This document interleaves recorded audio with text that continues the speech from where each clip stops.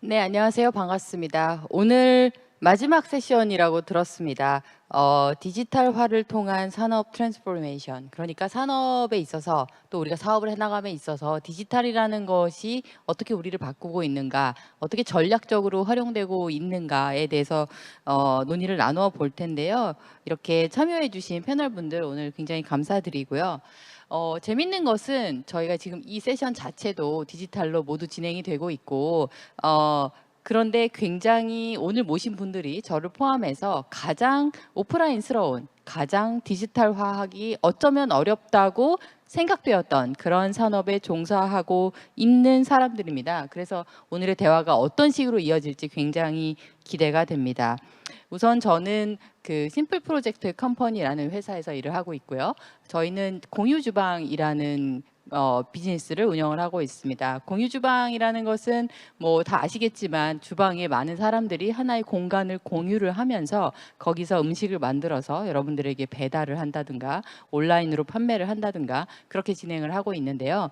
재밌는 것은 사실 공간이라는 것도 오프라인이지만 그 끝단에서 절대로 디지털화 될 수가 없는 것은 바로 우리가 먹는 음식입니다. 음식 자체를 저희가 무슨 디지털로 이렇게 쏘아드리는 시대가 모르겠습니다. 올 수도 있겠지만 그런 면에서 항상 그 끝단에는 정말 손에 닿는 오프라인의 비즈니스가 있는데요. 그런 면에서 오늘 함께 해주신 다른 세 분도 그런 면에서 어떤 식으로 이 사업들을 전개해 나가고 싶은지 나가고 계신지 저는 그 얘기를 듣는 것이 너무 기대가 되는 그런 상황입니다. 먼저 한 분씩 오늘 본인과 또 회사에 대해서 어떤 일을 하고 계신지 소개를 좀 해주시면 좋을 것 같아요. 먼저 우리 한국축산데이터의 경노겸 대표님 소개를 좀 부탁드리겠습니다. 네, 안녕하세요. 한국축산데이터 대표 경노겸입니다. 가장 오프라인스럽다는 말이 되게 공감이 되는 업에서 일하고 있습니다. 저희 회사는 이제 회사 이름처럼 한국축산데이터, 즉 축산 쪽에서 데이터 기반의 사업화를 하고 있는 회사입니다. 사실 데이터라고 얘기를 하고 있지만 조금 더 직관적으로 말씀드리면 여러분들이 이제 알고 계시는 소, 돼지, 닭을 건강하게 키우는 회사입니다. 그리고 이제 건강하게 길러진 가축들을 유통사나 소비자들까지 안전하게 이제 연결해주는 그런 역할도 하고 있습니다. 저희 한국축산데이터는 기본적으로 축산의 전문가들이신 수의사나 축산학과 분들도 계시고, 그리고 이 산업을 디지털화를 하고 혁신해보고자 하는 생명공학자들이나 인공지능 개발자, 그리고 이제 그 일반 개발자, 그리고 또 다른 사업 개발, 커머스 조직까지 이루어지는 사실 다양한 비축산인들이 모여서 축산업을 혁신하는 그런 사업을 진행하고 있습니다. 네, 이어서 오늘 회에 우리 김재현 대표님께도 오늘 회가 하는 사업이 무엇인지 제공하시는 서비스가 어떤 것인지 우리 청중들께 소개를 좀 부탁드리겠습니다. 안녕하세요. 오늘의 김재현입니다. 저희는 오늘회라고 하는 수산물을 고객님들한테 전달을 하는 B2C 마켓을 커머스 플랫폼을 진행을 하고 있는 회사이고요. 저희는 기본적으로 오늘회라고 하는 서비스가 고객님들을 굉장히 많이 다가가기 때문에 오늘회라는 서비스를 굉장히 많이 알고 계세요.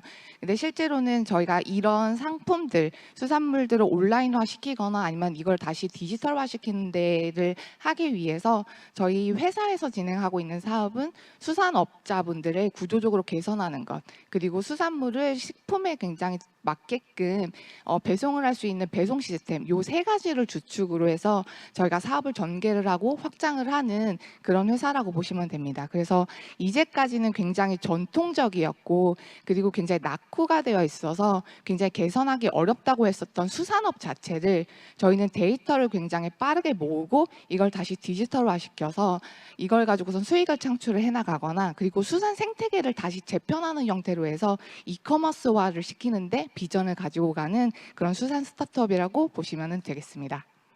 네. 사실 오늘 저희가 다루어야 될 내용에 굉장히 중요한 키워드들을 많이 얘기를 해주셨어요. 우리는 이제 온라인 커머스를 통해서 사는 것만을 생각하지만 그 뒷단에는 수많은 프로세스들이 일어나고 있고 그 산업 전체에서의 어떤 디지털화 부분에 대한 언급을 우리가 이제 해주셔서 그 부분 좀 더 추후에 논의해 보도록 하겠습니다. 마지막으로 짐티의 박경훈 대표님께서도 짐티가 하는 사업 그리고 서비스에 대해서 소개를 부탁드리겠습니다. 안녕하세요. T랩이라는 오프라인 프라이빗 트레이닝 스튜디오를 전국에 33개 정도 직접 운영을 하고 있고요. 한편으로 또 운동을 오프라인에서만 하는 것이 아니라 그 운동을 하고자 하는, 건강하고자 하는 텐션을 끝까지 유지하기 위해서 온라인 홈트, AI 홈트인 875를 개발하고 있는 피트니스 테크 스타트업 짐티의 대표입니다. 제 이름 박경훈이고요. 사실 아까 말씀해 주셨던 것처럼 먹는 거는 디지털화가 보완을 할 수 있겠지만 대체를 할 수 없다고 보고 있고요. 사람의 건강을 위해서 하는 여러 가지 몸의 움직임 역시 디지털이 여러 가지 서포트를 할 수는 있겠지만 대체는 할 수 없다고 보고 있어요. 그래서 오늘 주제가 과연 디지털 트랜스포메이션에서 이 피트니스 산업이 어떻게 하면 더 나아질 수 있는지, 그리고 저희는 어떻게 하고 있는지를 좀 설명드릴 수 있는 좋은 자리였으면 좋겠습니다. 네, 바로 그 대화를 이어가 보시죠. 왜냐하면 뭐 내 몸 그리고 먹을 것, 특히 회 그리고 우리가 먹게 되는 또는 그런 돼지, 소, 닭 그런 가축 자체는 너무 실물이잖아요. 근데 그런 것들을 우리가 이제 기르고 관리하고 유통하고 이러는 과정 속에서 여기에 과연 디지털을 통한 기회가 있다라는 걸 어떤 계기로 이제 포착하셨고 그런 디지털화를 사업 속에서 어떻게 그것을 기회로 만들고 계시는지에 대해서 좀 구체적으로 설명을 해주시면 너무 도움이 될 것 같습니다. 먼저 박경훈 대표님 좀 부탁드려도 될까요? 운동을 한다라는 거는 사실 생활과 삶에 밀접하게 관련이 있는 라이프스타일 비즈니스인 것 같아요. 그러다 보니까 사실은 기존까지는 기존의 시설업에서 운동을 했던 제일 가까운 곳에서 가격이 만족스러운 곳에서 운동을 하는 게 기본적으로 운동 서비스라는 것들을 사용하셨던 혹은 소비하셨던 대부분의 유저들이 익숙한 부분이었던 것 같은데요. 어느 순간 되면서 이제 요구 사항이 조금은 복잡해지게 되는 것 같습니다. 그러면서 제일 많이 나왔던 게 퍼스널 트레이닝, 즉 PT라고 불리우는 것들이 이 시대에서 조금 더 트렌디하게 다가왔던 것 같습니다. 근데 퍼스널하게 운동을 가르치고 운동 처방을 받는다라는 거에 밑단에는 사실 자기의 신체 데이터가 어떤지, 그리고 본인이 어떤 목적을 갖고 있는지에 대한 구체적인 데이터가 있어야지만 지도와 나침반처럼 올바른 항해를 할 수 있다고 보는데요. 많은 경우의 시설업들은 이런 데이터들이 휘발이 되거나 유실이 되는 경우가 많이 있는 것 같았어요. 그리고 이렇게 유실되어 있는 데이터를 기반으로 사실은 트레이너 선생님들이 좋은 서비스를 하시려고 부단한 노력을 하고 계시지만 많은 경우에서는 개인의 감과 경험에 의존해서 이런 운동 처방 서비스를 하는 경우가 많았던 것 같습니다. 이러한 것들을 최초로 저희가 디지털라이제이션을 해보는 것이 아니라 정말 끝까지 저희가 디지털화를 해서 결국에는 사용하시는 유저분들이 지속적으로 그 운동을 하시는 목적에 맞춰서 서비스를 영위할 수 있도록 만들고자 하는 것이 저희 회사의 목표였고 첫 시작점이라고 보시면 좋을 것 같습니다. 그러면 그 디지털화, 데이터화라는 것은 굉장히 연결고리가 있는 거네요. 그러면 데이터화를 해서 메리트를 느끼는 것은 사용자, 그러니까 운동을 하는 유저뿐만 아니라 그것을 공급하는 피트니스 센터라든가 아니면 그것을 활용하시는 트레이너, 그러니까 공급자와 소비자 모두에게 그 데이터가 혜택이 가는 그런 구조라고 설명이 좀 되는 것 같은데요. 그런 비슷한 어떤 데이터의 축적 그리고 활용이라는 게 오늘 회에도 적용이 될 수 있는 모델인가요? 실제로 저희가 고객님들한테 전달을 하는 상품들을 만들어내기 위해서 공급자분들의 데이터를 저희는 엄청 많이 만들어내고 활용하는 형태로 진행을 하고 있는데요. 저희 오늘애가 이제 사업을 진행을 하면서 초반에 굉장히 어려웠던 부분이 자연산 산지에 있는 자연산 광어회들을 고객님들의 수요에 맞춰서 이제 전달을 하려고 하는데 일반적으로 수산업이라고 하는 데들이 바다에서 파도가 많이 일어나거나 아니면 태풍이 오거나 이렇게 되면 원물을 공급받기가 어려운 경우들이 굉장히 많았었어요. 그래서 고객님들한테 주문을 취소를 해야 되거나 아니면 이거를 어디서 빠르게 대체제를 찾아와야 되는 형태들로 많이 진행을 했었었는데 그때 저희가 처음에 주목을 했었던 거는 거제에서 자연산 광어를 1kg에 10,000원에 저희가 받을 수 있는 것이 사실은 그 바로 옆에 있는 통영에만 가면은 자연산 광어회를 5,000원에 받을 수 있는 거예요. 혹은 아니면 제주도에서 태풍이 올라와서 저희가 원물을 받을 수 없는 상황이지만 태풍이 비껴나는 지역에서는 그 원물들을 구할 수 있는 것들이 있었었거든요. 저희는 그래서 요런 공급자들의 데이터를 활용을 해서 그거를 다시 저희 오늘해가 생산을 할 수 있는 총 캐파를 늘리는 형태, 그러니까 굉장히 점점이 되어 있는 정보들을, 파편화되어 있는 정보들을 모으는 형태를 저희가 이제 활용을 했고, 그게 디지털화, 이게 서버가 다 되어 있고 언제 어떻게든 볼 수 있는 DB화, 그리고 그걸 다시 활용할 수 있는 형태로 만들어졌기 때문에 오늘해가 굉장히 빠르게 성장을 할 수 있었고, 수산업에서는 그래서 더더군다나 오늘해가 만들어 나가고 있는 이런 DB 그리고 데이터화가 굉장히 중요한 포인트가 될 거라고 좀 생각을 하고 있습니다. 그러니까 소비자에게, 고객에게 더 좋은 서비스, 그러니까 신선한 회를 더 좋은 가격에 제공하기 위해서는 공급 사이드의 데이터들이 중요하다는 거죠. 어디에 어떤 더 좋은 물건이 어떻게 이제 뭐 양이라든가 가격으로 공급될 수 있는가. 근데 그것이 아무리 저희가 이제 시스템을 잘 개발한다고 하더라도 누군가는 그 정보를 입력해 줘야 하지 않습니까? 그런 데이터의 수집에 있어서 결국은 생산 현장에 계시는, 그 오프라인에 계시는 분들이 이제 데이터를 제공해 주셔야 될 거로 저는 상상이 되는데, 그 부분은 어떻게 이제 만드셨고 시스템을, 그 과정에서 혹시 어려움은 없으셨는지가 좀 궁금해요. 실제로는 그 수산에 종사하시는 분들을 보시면 아마 익숙하게 생각하시는 분들이 많으실 거예요. 뭐 컴퓨터의 활용이 굉장히 자유롭지 않으시다던가, 아니면은 뭐 카톡 정도로 하시거나 카톡도 굉장히 불편하셔서 전화로 얘기를 하시는 걸로 굉장히 편해하시는 그런 분들이 수산업에 많이 종사를 하고 계시는데, 저희는 그 데이터 입력이라고 하는 부분들 같은 경우에는 초반에는 오늘해가 먼저 입력을 대신해 드리는 형태로 많이 진행을 했었었고, 지금처럼 관리 시스템이 어느 정도 이제 구축이 된 다음부터는 어차피 이분들은 컴퓨터를 활용을 잘 못하시지만 최근에 이제 모바일 핸드폰이라던가 이런 것들 기기의 활용들이 조금 편하신 형태가 되면서, 그러면은 모바일로 쉽게 정보를 넣을 수 있는 형태로 저희는 약간 좀 많이 개발을 진행을 했었습니다. 그래서 저희가 그 파트너 업체분들이랑 대부분 커뮤니케이션을 하는 수단은 카카오톡이기는 해요. 어드민이 있기는 하지만 거기에 대한 활용도가 있다기보다는 실시간으로 저희가 정보를 드리는 것도 카톡이고, 다시 카톡에 이제 전송이 되어 있는 버튼이나 기타 등등으로 데이터나 기타 등등 시그널을 저희가 받는 형태로, 그래서 저희는 예전에 생각을 했던 오픈마켓이나 기타 등등이 공급자들을 관리하는 방법으로 어드민 그리고 PC를 활용하는 형태로 진행을 했다고 하면은, 저희는 그 단계를 아예 건너뛰고서 모바일 혹은 아니면 그거보다 더 초소형화되어 있는 기기를 가지고서는 데이터를 모으는 방법으로 지금 진행을 하고 있습니다. 그러니까 결국 데이터를 모으는 지점에서 훨씬 더 편하고, 그렇지 않으면 좋은 데이터가 수집될 수 없다라는 것에 착안하셨다고 이제 저희가 또 인사이트를 얻습니다. 사실 이 부분에 있어서 그 만만치 않게 또는 더 어려우셨을 것 같은 산업이 사실 경노겸 대표님께서 하고 계신 축산 데이터라고 생각이 됩니다. 그래서 그 부분, 비슷한 관점에서 데이터 수집 부분을 어떻게 극복하셨는지가 가장 궁금하고, 그 이외에도 대표님께서 보시는 축산업에 있어서의 어떤 데이터화, 디지털라이제이션의 기회를 어떤 계기로 이렇게 포착을 하게 되셨고 그걸 사업화하게 계셨는지, 그 메커니즘을 좀 설명해 주시면 좋을 것 같아요.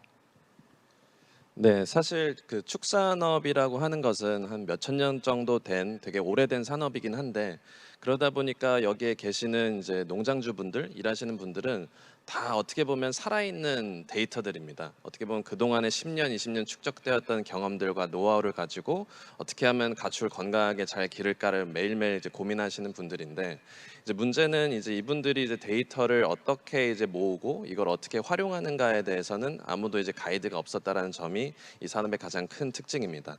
그래서 저희 한국축산데이터는 사실 가축 헬스케어 솔루션이라는 팜스플랜이라는 솔루션 농가에 보급을 하고 있는데, 결국 건강 상태를 어떻게 측정할까? 라는 게 가장 키 포인트인 것 같습니다. 결국 건강 상태에 따라서 어떻게 대응하고, 이런 분들은 전문가들이 굉장히 많으신데요. 그러다 보니까 이제 데이터 수집하는 단계부터가 이제 저희 사업의 시작입니다. 근데 사실 데이터를 수집할 때 이제 농가분들로 하여금 어떻게 보면 기존의 어떤 그 관행이나 어떤 그 업무 프로세스 상에서 이걸 추가로 해주세요, 저것도 해주세요, 우리가 그럼 더 좋은 걸 할 수 있습니다라고 하는 것 자체가 굉장히 어렵습니다. 그러다 보니까 저희는 자연스럽게 좀 스며들어 가면서도 즉각적으로 이 데이터를 가지고 농가분들에게 어떤 밸류나 수익에 연결될 수 있는 것부터 설계를 시작했습니다. 그러다 보니까 저희가 이제 데이터를 이제 수집할 때 있어서 혈액을 먼저 수집을 하게 되는데요. 혈액은 이미 농가에서는 가축이 죽고 나서 혹은 어떤 질병인지 알고 싶을 때 혈액 검사를 주기적으로 하고 있습니다. 근데 저희는 여기에서 착안을 해서 사람은 건강 검진을 하는데 왜 가축은 건강 검진을 하지 않을까? 미리미리 검사하면 사실 걸리기 전에 어떤 대응을 할 수 있고 면역력도 끌어올릴 수 있지 않을까? 그러면 코로나 바이러스 같이 변이형 바이러스도 예방할 수 있지 않을까라고 시작을 했고요. 그래서 혈액 데이터를 기준으로 처음에 농가에서 이제 이슈 발생하는 것들을 빠르게 대응을 해 나가고 혹은 이슈가 발생하지 않더라도 약값을 최대한 줄일 수 있게 그리고 성적은 유지할 수 있게 즉 팜스 플랜을 도입하면 월간 약품을 줄이고 그다음에 한 6개월 정도 사용하시면 폐사가 줄어들면서 수익이 더 올라가는 구조를 만들어냈습니다. 이제 그 다음으로는 저희가 어떻게 보면 농장주들이 계속해서 아이디어를 던져주십니다. 농장주분들은 전문가시다 보니까 이 전문가의 어떤 경험이나 눈들을 대신할 수 있는 뭐가 있으면 좋지 않을까. 즉 24시간 동안 매일매일 농장에 들어가지 않고도 건강 상태 모니터링 할 수 있는 방법. 그래서 저희가 이제 카메라를 설치하고 여기에서 농장주가 원하는 어떻게 보면 얘네들이 밤에 혼자 돌아다니는 돼지들이 있으면 왕따니까 빠르게 구분해줘야 된다라는 그런 경험들을 다 알고리즘화를 하고 인공지능을 도입을 하게 되었습니다. 그래서 결국 저희 한국축산데이터는 그 데이터를 어떻게 수집하는 관점보다는 농가들에게 어떻게 수익을 돌려줄까 그리고 그 컨텐츠는 뭘까를 고민하면서 자연스럽게 역으로 데이터를 수집하게 되었습니다.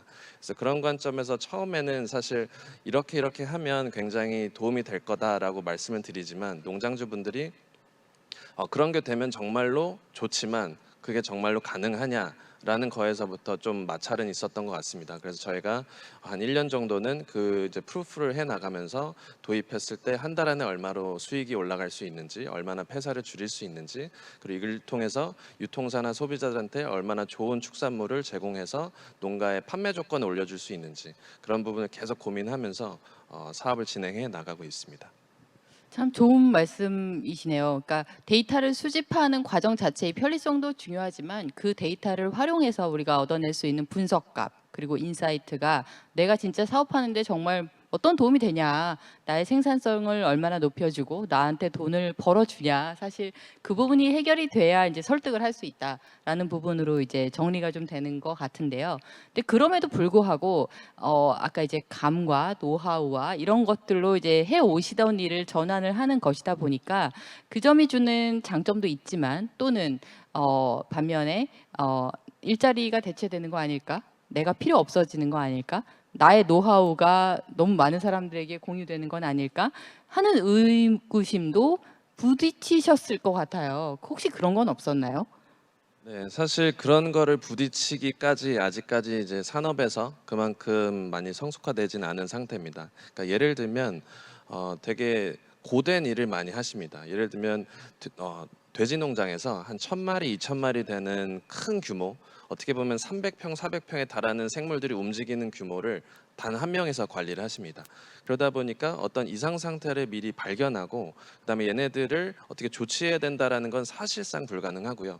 사실 동물이 죽고 나서 발견한 후에 사후 대처하는 게 이제 일반적이다 보니까 농가들도 그런 부분에서는 이제 기술이 도입되었을 때 이게 나의 노동력도 절감할 수 있지만 이 농장 전체의 모니터링도 할 수 있고 내가 폐사를 줄일 수 있고 내 수익도 올라갈 수 있겠구나를 계속해서 이제 실현시켜드리고 체험시켜드리는 게 저희의 역할입니다. 그래서 어떻게 보면 다른 산업에서는 인공지능의 기술이 도입되었을 때 일자리를 잃지 않을까라는 부분이 있다면 저희는 기술이 도입됨으로써 몇 시간, 열 몇 시간 동안 농장에 상주할 필요 없이 이 업무의 효율성이나 노동력의 퀄리티를 높이는 부분에서 기여를 할 수가 있고 농가분들도 그런 관점에서 외국인 노동자나 인력 소싱이 어려운 이 축산업에서 조금 더 편하고 멋있게 일할 수 있는 그런 생태계를 만들어 나가는 같이 만들어 나가는 그런 상황입니다. 그렇다면 동일한 질문을 제가 짐티 대표님께 드렸을 때는 어떨까요? 사실은 이제 트레이너분들에게 좋은 데이터를 제공해서 그분들이 더 나은 서비스를 제공하게 해드린 면도 있지만 또한 또 데이터가 많은 역할을 하게 되면 트레이너 역할은 변화될 수 있지 않습니까? 거기에서는 어떠한 현상들이 일어나고 있고 어떻게 서비스를 거기에서 발전해 나가고 계신지가 궁금합니다. 제 생각에는 그런 변화는 조금 지속적으로 일어났던 것 같아요. 다만 그 코로나가 벌어지면서 조금 더 그 현상의 속도가 가속화된 그 느낌이 들고요. 어쨌든 저는 이러한 디지털화를 한다는 새로운 변화를 그 이미 갖고 있는 그 프레임워크 내에서의 이해관계인들이 충분히 설득이 되고 그분들의 실행을 어떻게 보면 야기하기 위해서는 이해관계 얼라이먼트가 필요하다고 봅니다. 그래서 앞서 말씀하셨던 것과 유사하게요. 트레이너 선생님들께서 굉장히 많은 경우에 그 고객 상담에 대한 시간을 많이 할애하시는 것 같아요. 근데 운동 처방이 주요 본인들의 이제 직업의 본질이고 그다음에 서비스의 본업이기 때문에 그 부분에 되게 집중을 하시려는 경향이 되게 강하십니다. 근데 그런 것들을 사실은 저희가 많은 부분을 패턴화할 수 있고요. 또 하나는 개인 운동을 받으시는 분들이 상당수가 합리적인 의심을 하십니다. 과연 이렇게 힘든 운동을 또 비싼 돈을 내고서 이 서비스를 받는데 과연 이런 효용이 있는지에 대한 의심을 과학적 객관적인 어떤 증거가 없으면 굉장히 많이 의심을 하시는 편인 것 같아요. 그런 것들을 단순히 그냥 20분, 30분 상담을 하는 게 아니라 신체 데이터의 뭐 정렬이라던가 이런 것들을 바로 눈에 찍어서 눈앞에서 보여드렸을 때 그분들의 상담의 어떤 타율이 높아질 수도 있고요. 그분들이 덜 힘들어할 수도 있고요. 또 한편으로는 이분들이 되게 중요하게 생각하시는 부분들이 본인들의 어떤 가치가 제가 아까 교육 서비스업이라는 말씀을 드렸는데 이 서비스업 컨텐츠의 가치가 높다라는 것들을 계속해서 주장을 하고 계십니다. 근데 이제 그 주장의 근거가 되는 것들이 결국에는 본인이 얼마나 오랜 기간 트레이너가 되셨는지 혹은 본인이 어떤 뭐 수상 내역이 있고 수상 기록이 있는지를 많이 셀링을 하세요. 근데 그 고객의 주머니에서 가격의 어떤 결정을 하는 요소들은 과연 이 사람들이 얼마나 높은 가치가 있고 수요와 공급의 법칙에 의해서 수요가 더 많은지를 입증을 하셔야 되다 보니까 처음에는 본인들의 어떤 운동 기록들을 데이터화하고 혹은 시스템에 기입하는 거에 대해서 그렇게 편해하시진 않으셨는데 아까 말씀드렸던 대로 가치가 이렇게 높아졌다라는 것들을 증명하기 위해서 저희가 운동을 예약할 때 수강 신청하듯이 그 수요를 미리 예측하게 하고 그 다음에 수요가 많이 몰려서 공급이 되게 작게 되기 때문에 이렇게 가격이 높아진다라는 시스템적인 설명을 드렸을 때 이 부분에 대해서 동의를 하시고 또 카카오 택시나 우버 등등을 이용하실 때 세션마다 뭐 어떤 탑승을 하시고 나서 분명 그 서비스가 좋다 안 좋다에 대한 평가를 하시잖아요. 그래서 저희도 이제 그 트레이닝 세션마다의 리뷰를 드렸을 때 과연 내가 얼마나 좋은 트레이너고 좋은 세션을 공급하고 있는지가 입증이 되는 거고요. 유저를 통해서 그런 것들이 객관화됐을 때 아까 말씀드렸던 대로 그분들의 이해관계 역시도 상승할 수 있다고 봤고요. 이런 설득을 통해서 결국에는 저희가 생각했을 때 데이터의 인풋이 중요한데 그 인풋에 지대한 영향을 미치는 게 서비스 인터페이스인 트레이너 선생님이라고 봤고요. 트레이너 선생님들이 조금 더 소프트 랜딩하는 데 도움이 되지 않았을까 생각합니다. 네, 그러니까 사실 결국 더 좋은 서비스를 제공할 수 있게 데이터 또는 그런 디지털이 수단으로서 도와드리는 것이고 여기서 가장 중요한 인사이트는 이것을 파이를 나눠 먹는 게임으로 보지 않는 것이 더 중요한 것 같아요. 그래서 서비스가 더 좋아지면 결국 사람들은 그러니까 더 많은 운동 서비스를 이용하게 되겠죠. 그렇기 때문에 전체 파이를 함께 키우는 것이다. 이것을 이제 우리가 있는 작은 시장을 나눠 먹는 것이 아니다라는 인식을 갖게 되는 것이 가장 중요한 어떤 그 돌파구가 되지 않나 그렇게 생각을 합니다. 그럼에도 불구하고 참 인식이라는 것은 깨는 것이 어려운 것 같아요.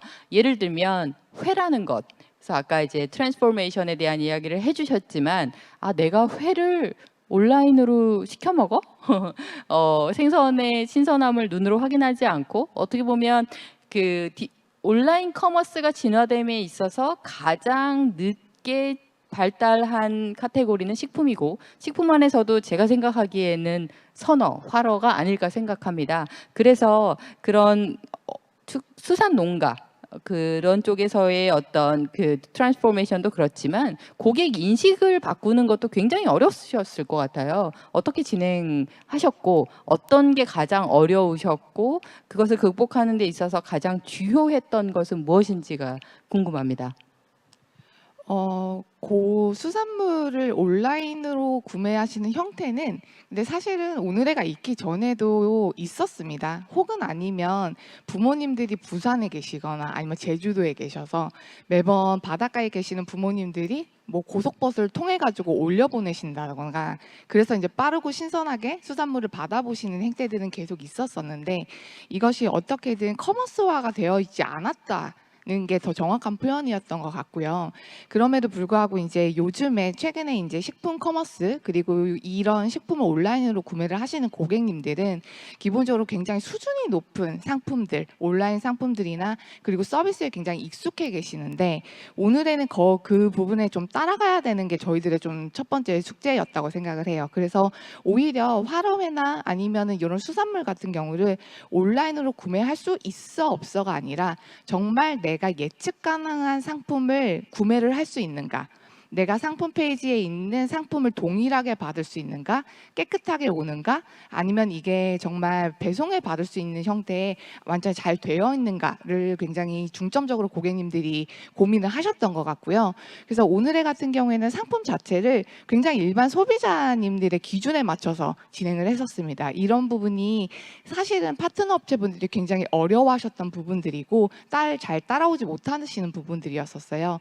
예를 들어서 지금은 굉장히 일반화되어 있는 부분인 건데 소분화되어 있는 것들 한 끼를 먹고서 그냥 치울 수 있는 굉장히 작게 포장이 되어 있는 수산물 같은 경우에는 지금 온라인 커머스에서 찾아보셔도 아마 거의 찾아보기가 여전히 힘든 상품이에요. 그러다 보니까 오늘의 같은 경우에는 기존의 산업에서 공급자들이 만들어 놓으시는 상품들을 저희가 계속 온라인 고객님들한테 전달하는 형태가 아니라 수산 같은 경우에는 처음부터 끝까지 오늘의가 기획을 하는 형태 로 진행을 되게 됐고 그게 사실은 지금 B2C에 계시는 온라인 고객님들이 오늘 회를 통해 가지고 회 혹은 아니면 수산물을 먹는 게 굉장히 신뢰가 가고 내가 예상이 가능한 형태구나라고 진행이 되게 되는 좀 프로세스였던 것 같습니다. 그래서 저희 같은 경우에는 기본적으로 상품을 만들 때 온라인 고객님들에 굉장히 초점을 많이 맞추게 돼요. 그래서 오늘에서 판매를 하고 있는 상품들도 보면 1인용 회가 있고 1인용 회는 기존에 이제 회집을 갔을 때 혼자 먹기 어려웠던 것들 두세 명이 같이 가거나 네다섯 명이 가야만 푸짐하고 좋은 상품을 먹을 수 있다라는 이런 여러 가지 것들을 편견을 깨는 형태로 온라인 상품화를 시키는 경우가 굉장히 대표적인 사례였던 것 같고요. 그런 점에서 이제 고객님들이 많이 온라인에서도 수산물을 구매할 수 있구나라는 좀 인식들을 가지시게 되는 2020년도였던 것 같습니다. 결국 고객에게는 그 엔드 유저에게 어떤 경험치를 제공하고 싶은가에서 먼저 스탠다드를 정하고 그것은 이제 목표가 되는 것이고 디지털 데이터라는 수단을 어떻게 거기에 활용할 것이냐의 게임으로 저는 좀 해석이 되는 것 같습니다. 그런데 이러한 데이터를 수집하고 또 그 수집할 수 있는 시스템을 구축하고 수집된 데이터를 분석해서 또 인사이트를 뽑아내는 시스템을 구축한다는 것은 상당한 시간과 투자와 노력과 돈이 들어가는 일이죠. 그래서 그렇게 내가 인풋을 들였는데 그렇게 우리가 얻어낸 디지털화의 성과 그리고 데이터의 값어치에 대해서는 어떻게 측정을 하시는지 과연 내가 데이터화에 디지털화에 쓴 돈이 실제로 수익으로 어떻게 연결이 되는지에 대해서는 어떤 방식으로 측정하시거나 또는 그 바라보시는지 저는 그 시각이 궁금한데요. 예를 들면 그 축산 데이터의 경우에는 뭐 과금이 되는 건지 데이터 포인트 하나당 그런 모델이 조금 궁금해요. 네, 일단 저희 내부적으로 이제 데이터에 대한 가치나 그다음에 어떤 데이터를 수집하고 분석해야 더 훌륭한 모델이나 혹은 농장주에게 좋은 서비스를 제공할까 내부에서 되게 치열하게 고민 많이 하고 있습니다. 근데 사실 이제 그 현장에서 이제 필드에서 이제 이 솔루션을 이제 구매를 하시는 고객은 결국 농장주인데요. 농장주 같은 경우에는 제가 어떤 뭐 기술적인 뭐 훌륭함이나 이 가치 이런 개념보다는 아까 처음에 말씀드린 것처럼 이걸 통해서 내가 다음 달에 혹은 바로 다음 주에 얼마나 돈을 벌 수 있는가부터 저희가 시작을 해 나가면서 그 다음부터 이제 농가들에게도 실제로 그 단독으로 길렀을 때와 우리 팜스플랜과 함께 길렀을 때 성적이 어떻게 달라지는 보여드리면서 데이터의 중요성을 역으로 이제 전파를 하고 있고, 실제로 저희는 어떻게 보면 인플루언서 마케팅 같은 시장인데 농장주분들은 뭐 빌 게이츠가 와서 이 솔루션 만들었다고 해도 절대 안 사십니다. 근데 옆집에 계시는 정말 돼지 잘 키우시는 분이 추천을 하시면 잘 사시는 구조다 보니까 계속 전파하는 형태로 저희가 솔루션을 보급을 하고 있는데요. 그래서 저희는 농가의 규모당 과금 형태로 월간 구독 상품을 한 가지 모델을 가지고 있고, 두 번째는 올해부터 시작을 한 건데 농장주와 함께 가축을 기릅니다. 그 다음에 같이 길러서 판매한 매출에 대한 쉐어, 그런 두 가지 방식으로 실제로 농가와 긴밀하게 일을 하고 있는데, 사실 저희 내부적으로는 어떤 데이터는 굉장히 중요하고 어떤 데이터는 앞으로 더 중요해지는 그런 것들에 대한 우선순위는 있습니다. 근데 사실 저희가 축산업에서 데이터를 수집하고 분석하고 컨텐츠로 만들어내는 걸 다 처음 하다 보니까 어떻게 보면 사업화와 R&D를 병행하고 있는 구조입니다. 근데 결국 어떤 R&D를 해서 어떤 기술력의 오차율이 줄어들고 이런 부분은 어떤 특정 시점에 가면 당연히 달성될 수 있다고 생각합니다. 다만 그걸 하기 위해서는 결국은 고객의 많은 데이터들이 필요한데, 그러다 보니 사업적으로 어느 정도 수준에서 가치를 전달해 줄 수 있는 모델과 내부적으로는 이게 다 쌓였을 때 어느 정도 높은 수준으로 R&D가 완성되는 그 두 가지를 병행을 하면서 계속해서 이제 그 시장에 들어가고 있고요. 그래서 결론적으로는 기존의 어떠한 그 패러다임을 바꾼다는 개념도 있지만, 사실 기존에 좀 불편했던 걸 해소해주고 돈을 벌게 할 수 있는 그런 모델 하나와, 그다음에 기존에 아무리 노력해도 아날로그적인 감성으로는 할 수 없는 것들은 하이테크를 이용해서 해결해 나가는 그런 패러다임 전환의 기술도 계속해서 블렌딩을 해나가면서 시장에 들어가고 있습니다. 그래서 이런 걸 통해서 결국은 저희는 뭐 우리나라뿐만 아니라 글로벌 축산업에서도 어떤 가이드를 제시할 수 있는 데이터 모델이나 어떤 패키지 모델 이런 거를 만들어내는 걸 목표로 두고는 있지만, 결국은 이제 엔드 유저들을 설득해 나가고 그분들을 더 편하게 할 수 있는 그런 것들을 통해서 계속 접근해 나가고 있습니다. 그런 면에서 매출 또는 비용, 수익의 경우에는 좀 나중에 정산이 돼서 나오는 숫자들이잖아요. 그러면 내가 이 시스템을 도입했더니 뭐가 좋아졌어라고 하는 것을 되게 즉각적으로 느끼실 수 있는 농장주들에게 어필할 수 있는 일종의 지표나 KPI 같은 게 있을까요? 네, 저희는 현재 그 내부적으로 한 5분 이상의 수의사분들, 한 20년 이상 경력 계신 수의사분들이 있습니다. 또 축산 전문가 분들도 있는데, 그분들이 사실 가장 그 선두에 서서 중요한 역할을 하십니다. 예를 들면 팜스 플랜을 썼을 때 내가 전주에 혹은 전달에 썼던 약품 값이 있는데 우리가 약품 값을 줄여드리겠다라고 합니다. 근데 이제 농장 입장에서는 약을 그냥 줄이게 됐을 때 기존 성적이 깨질까봐 굉장히 이제 두려워하시거나 혹은 고민을 많이 하십니다. 그럴 때 저희는 어떤 데이터에 근거해서 저희가 처방을 내리기도 하고요. 그리고 이런 부분에 대해서 왜 이걸 줄여야 되고 이 백신을 바꿔야 되고 혹은 이 항생제는 여기엔 안 써도 됩니다라고 이제 설득을 해 나갑니다. 그래서 그런 부분에 있어서는 사실은 신뢰도가 되게 중요한데, 이 선두에 서서 일하시는 이제 영업하시는 분들이나 수의사분들이 그런 걸 되게 전문적인 지식으로 잘 풀어내 주시고, 그리고 그런 걸 도입을 실제로 농장주가 믿고 했을 때 다음 주나 다음 달에 바로 약값을 줄인다는 건 바로 보입니다. 근데 그 와중에 농장이 흔들리지 않고 오히려 가축들이 더 건강해지는 모습을 봤을 때, 그럼 이걸 더 믿고서 이 컨설팅을 받아들일 수 있겠구나라고 인지를 하시고요. 그 이후에는 계속해서 중장기적으로 엄마 돼지를 더 건강하게 한다라는 예방의학을 도입하면서 어떻게 보면 더 건강하게 기르고 사료 효율도 높이고 한 6개월 있을 때는 폐사도 줄어들고, 그런 선순환적인 중장기적인 그리고 단기적인 목표치를 계속 제시를 하면서 저희가 돈으로 그리고 가치로 환산해 드리는 작업을 하고 있습니다. 네, 딱 와닿는 약값, 우리 가축의 건강 상태, 그런 것들이 이제 지표가 되겠군요. 오늘 회가 속해 있는 수산업의 유통 생태계에서는 어떨까요? 아까 모두의 이게 사실은 생태계 전체에 많은 변화를 불러일으키는 모델이라는 얘기를 해주셨기 때문에 우리 선주분들 그리고 어업에 종사하시는 분들 입장에서 와닿는 어떤 KPI, 지표 측면에서의 변화는 어떤 것들을 좀 체감하시는지가 궁금합니다.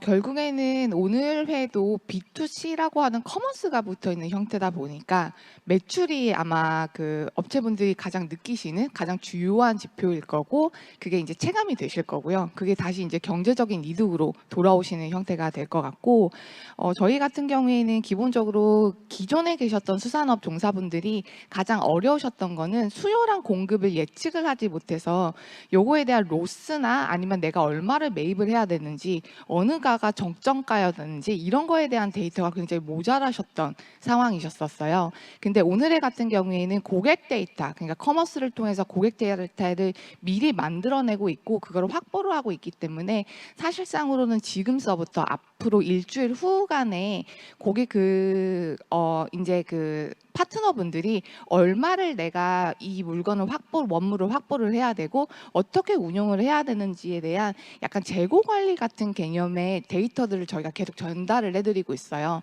뭐 예를 들어서 요번에 8월달 같은 경우에는 굉장히 비가 많이 왔었고 자연재해급의 뭐 비도 많이 왔었고 태풍도 왔었었는데 사실은 오늘에서 공급하시는 수산업 분들이 단 한 번도 태풍이 오기 때문에 못 올라온다고 얘기를 하거나 원물 공급이 어렵다라고 얘기를 해주지 안 하셨던 이유가 오늘에가 그런 데이터를 가지고서는 전달을 해드리고 미리 예측해서 활용을 하실 수 있게끔 저희가 가공해서 드리고 있고 그게 다시 매출로 돌아와서 정산이 되는 형태로 진행이 되고 있었기 때문에 그래서 이제 그런 생산자분들이 이런 데이터의 가치 그리고 저희가 드리는 데이터가 어떤 의미인지에 대해서는 조금 이제서야 조금 와닿고 활용을 좀 많이 해보시려고 하시는 단계라고 저희는 좀 생각을 하고 있습니다. 그러니까 절대값, 뭐 매출이라든가 이런 것의 절대값의 상승뿐만 아니라 예측도의 증가를 통해서 좀 더 효율적으로 운영할 수 있는 예측이 안 됐기 때문에 발생할 수 있는 낭비라든가 비효율이라든가 그런 부분들을 최소화할 수 있는 부분들이 좀 와닿는 지표로 이제 서로가 서로에게 이제 어필을 하는 부분으로 여겨집니다. 헬스 산업의 경우에는 어떠할까요? 그런 요소들, KPI 그리고 디지털 데이터의 어떤 머니타이즈하는 부분에 대해서 어떻게 보시는지요? 저희 같은 경우에는 운동 처방에 관련된 서비스는 조금 단순한 BM을 갖고 있는 것 같아요. 그런데 운동 처방이라는 컨텐츠를 특정 장소에서 제공을 하게 되어 있고요. 그다음에 컨텐츠를 만들면서 인터페이스가 돼서 이제 고객들을 상대하시는 선생님이 계실 거고요. 그다음에 이제 고객이 계실 건데 이런 것들을 이제 B2C 프레임에서 놓고 보면 사실은 저희가 세우는 KPI는 굉장히 단순합니다. 그러니까 유저분들이 얼마나 사실 공간 비즈니스가 또 뭐 가치 있는 특징 중에 하나는 동네 비즈니스거든요. 아무리 좋은 운동 처방을 갖고 있다고 하더라도 정말 불가피한 일이 아니면 많은 경우에는 자기 동네 내에서 대체제가 있기 때문에 접근성이 굉장히 중요한 비즈니스인 것 같아요. 그 말을 이렇게 뒤집어서 해석을 하다 보면 계속해서 재구매를 할 가능성이 높아지는데요. 특별한 이벤트, 즉 뭐 이사를 간다거나 뭐 회사에서 근처에 있는 피트니스 센터를 이용하는데 이직을 한다거나 뭐 이런 케이스가 있지 않으면 사실은 리텐션이 될 가능성이 되게 높습니다. 그러면 과연 리텐션이 빠져나가는 이유가 뭘지를 분석하면 아까 말씀드렸던 대로 유저들이 어떤 LTV가 높아지는 현상이 벌어지게 되는 거고요. 그렇게 됐을 때 굳이 무리하게 신규 유저를 확보하는 것보다는 리텐션에 도움이 되는 행동들을 저희가 약간 리스트를 뽑고 그 요소들을 잘 관리하는 게 저희가 생각하는 B2C 프레임 내에서의 주요한 지표고요. 또 하나 저희 업의 특징 중에 하나가 운전자본, 즉 워킹 캐피탈이 돌아가는 산업인 것 같아요. 즉 막 매출이 생겼다고 해서 그 회계 기준으로 봤을 때 현금주의로 하다 보면 마치 매출이 지금 엄청나게 일어난 것처럼 보이지만 그 시차가 있는 착시가 생길 수 있는 산업이기 때문에 결국에는 그것들을 잘 소진을 얼마나 매끄럽게 하느냐에 따라서 리텐션에 영향을 미치고요. 그 다음에 뭐 어떤 회사 혹은 스튜디오의 캐시플로우 그 관리가 될 수 있다고 보고 있기 때문에 저희 같은 경우에는 그냥 단순히 현금주의성 매출을 매출로 인지를 하진 않고요. 발생주의 관점에서 그 세션이 벌어졌을 때 실제 매출로 인지를 하고 있고요. 그런 매출의 어떤 진척률에 따라서 트레이너 그리고 스튜디오를 관리하고 있는 게 결국에는 비용을 줄이는 데 조금 더 도움이 되지 않을까 싶습니다. 그리고 저희가 영위하는 그 피트니스 서비스, 그 교육 서비스업에 또 다른 스테이크홀더가 있는데요. 요새 부동산 산업에서 조금 핫한 키워드 중에 하나가 부동산 유동화인 것 같아요. 즉 예전에는 되게 대규모 평수에서 이루어지고 있었던 그 테넌트로 이루어지고 있었던 부동산 사업들이 조금은 이렇게 소규모화되고 있는 경향이 있는 것 같습니다. 저희 같은 경우에도 그 주거라던가 아니면 공유 오피스, 뭐 사옥에 직접 입점을 하는 경우가 있는데요. 이런 경우에는 특히 회사 같은 경우에 그 인사팀이나 총무팀에서 복리후생 차원에서 기업의 임직원들한테 제공을 하는 경우가 많이 있어요. 이런 분들한테 중요한 것들은 과연 내가 기존에 있었던 영위하고 있었던 테넌트보다 얼마나 많은 수익률을 낼 수 있는지, 또 한편으로는 그 복리후생으로 이용하는 그런 여러 가지 그 목적이 있을 텐데 그분들은 보편적인 복지를 원하지는 않습니다. 선택적 복지를 원하기 때문에 과연 얼마만큼의 이용률을 보이고 있는지를 사실은 턴키로 월에 한 번씩 정산을 해줄 수 있는 게 굉장히 중요한 포인트고요. 이런 것들을 저희는 뭐 수기로 기록하는 게 아니라 어드민 서비스에서 모든 게 트래킹이 되고 있기 때문에 이런 시스템을 활용해서 B2, B2C가 됐을 때 그 중간 단계에 있는 B2B 파트너들한테 이런 수치를 제공하면서 같이 KPI를 만들어 나가고 있는 게 특징이라고 보시면 좋을 것 같아요. 네. 오늘 사실 세 분이 말씀해 주신 것들은 제가 운영하고 있는 어떻게 보면 오프라인 사업에도 굉장히 많은 그 인사이트가 되는 말씀들을 해주셔서 제가 많이 배워가는 것 같습니다. 마지막으로 제가 세 분께 정말 짧게 질문을 드릴 텐데 어떻게 보면 좀 거창한 질문일 수도 있습니다. 저희가 오프라인 사업이라고 표현해왔지만 우리 세 분께서 또 제가 속한 사업이 어떻게 보면 전통 사업인 것 같아요. 단순히 오프라인이 물리적으로 그런 게 아니라 산업의 구조 자체가 전통 산업이었던 것들을 저희가 디지털을 통해서 이제 선진화하고 느껴지는데 여러분이 속한 각자의 산업을 뭐 5년 뒤, 10년 뒤에 어떻게 진화되어 있는 모습을 꿈꾸시고 디지털을 가지고 어떻게 그렇게 바꾸고자 하시는지 지금 가장 주력하고 계시는 방향에 대해서 간단히 좀 경노겸 대표님부터 말씀을 해주시면 감사하겠습니다. 네, 사실 축산업은 이미 이제 어떻게 보면 방향성 자체, 그리고 미래의 방향성은 어느 정도의 컨셉은 정해져 있는 것 같습니다. 결국 이제 동물들을 건강하게 기르고 그리고 건강하게 기르는 것이 결국은 뭐 환경이라든지 혹은 소비자, 사람들에게도 당연히 이제 영향을 미치는 영역입니다. 그러다 보니까 이제 결국 이 개념을 원 헬스라고 하는데요.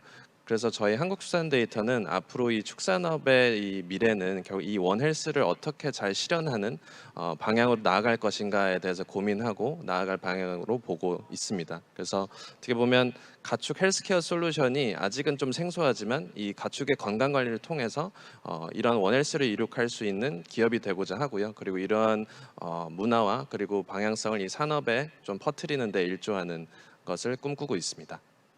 네, 김재현 대표님.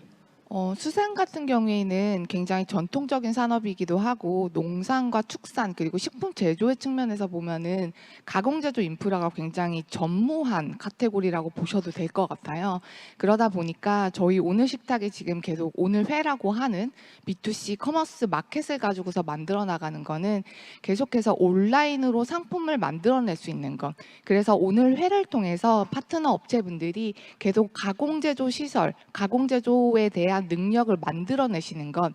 그래서 온전히 생산에만 집중을 하게 되시면 그걸 가지고서는 다시 오늘 회를 통해서 고객님들한테 전달을 하고 꼭 오늘 회를 통하지 않더라도 온라인에서 수산물이 B2C로서 상품을 만들어내고 내가 매출을 창출할 수 있겠구나. 그런데 그 과정에서 파트너가 반드시 오늘 회가 있고 오늘 회를 통해서는 같이 성공할 수 있다. 이런 모델을 계속 만들어가는 게 굉장히 중요해서 저희가 생각하는 거는 5년 후에 오늘 회를 통해서 계속 모든 상품, 온라인 수산 상품들이 만들어 나가는 그런 과정에 대해서 저희는 많이 좀 꿈꾸고 있습니다.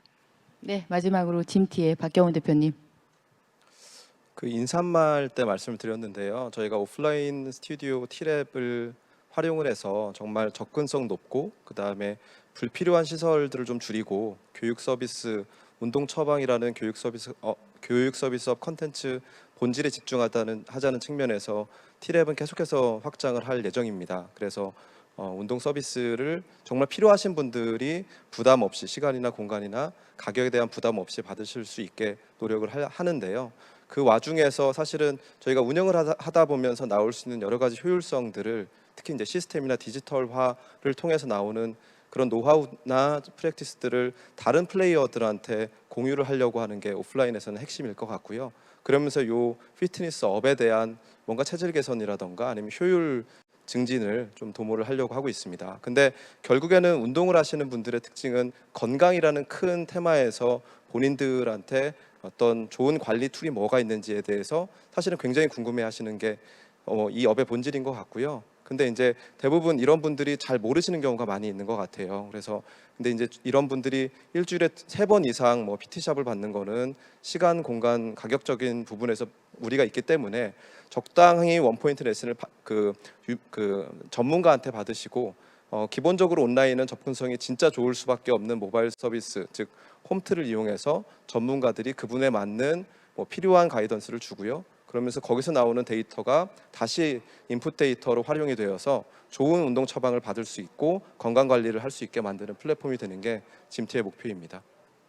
네, 오늘 세 분과 말씀을 나누면서 제가 느낀 것은 저희가 디지털이라는 하나의 단어로 이제 발단이 돼서 대화를 나눴지만 결국은 그 수요자, 소비자와 그리고 공급자가 디지털이라는 수단과 오프라인을 넘나들면서 얼마나 자연스럽게 꾸준하게 이렇게 변화가 일어나는가, 우리가 일하는 방식과 사업하는 방식과 라이프 스타일의 방식 자체가 어떻게 변화하는가 전체를 바라봤을 때 디지털 트랜스포메이션, 혁신이 정말 의미 있게 결과물로 이루어지는 것이 아닌가 싶습니다. 오늘의 여러 가지 말씀들이 들으시는 분들께 많은 인사이트가 되었기를 바라고요. 오늘 참여해 주셔서 정말 감사합니다. 이것으로 마치겠습니다.